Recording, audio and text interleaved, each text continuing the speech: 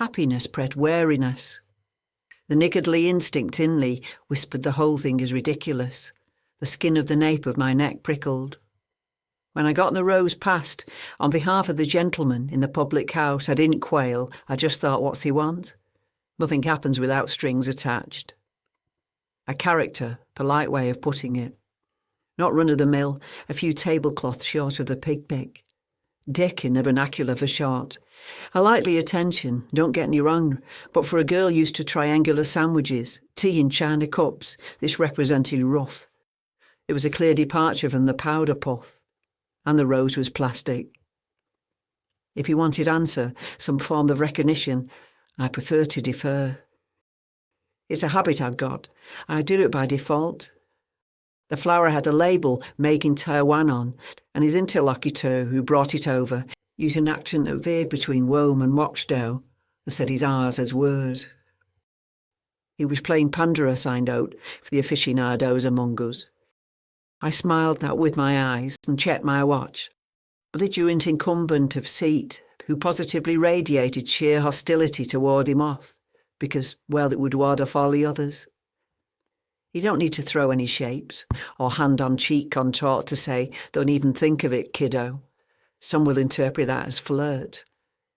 You must needs as a girl be laser-focused on particular assailant, when, as is happening in this case, he comes across and says, "We'll get to know the name of the lovely lady." And I smell the alcohol. I know he's on the sniff, but I wish he'd sniff the round himself first. I make sure he's listening, and I say something with consonants as if I'm Polish and I don't understand his words in their entirety, but they understand enough. Is the big new a man's name? He wouldn't know, as he perches on the stool beside me and says, "Come again, you foreign?" I'd rather not elaborate, was happy watching Coates, my role the keeper of the handbags, Mum, to my colleagues on the Christmas outing, devolving to the dance floor. Cut a rug, you go and have fun. Youngsters, eh?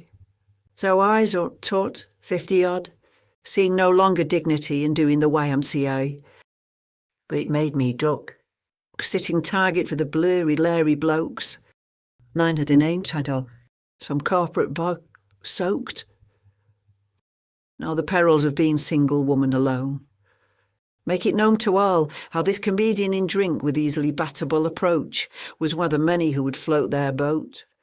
It isn't pride that prompts me to tell you, but the simple truth.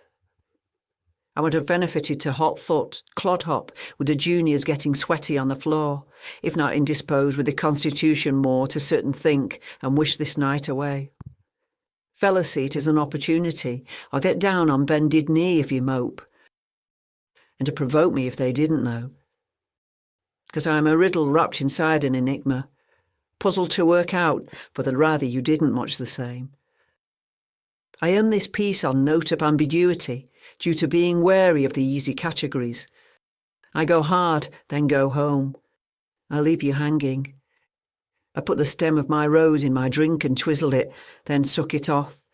Raise eyebrows oft. And that's poetry for you.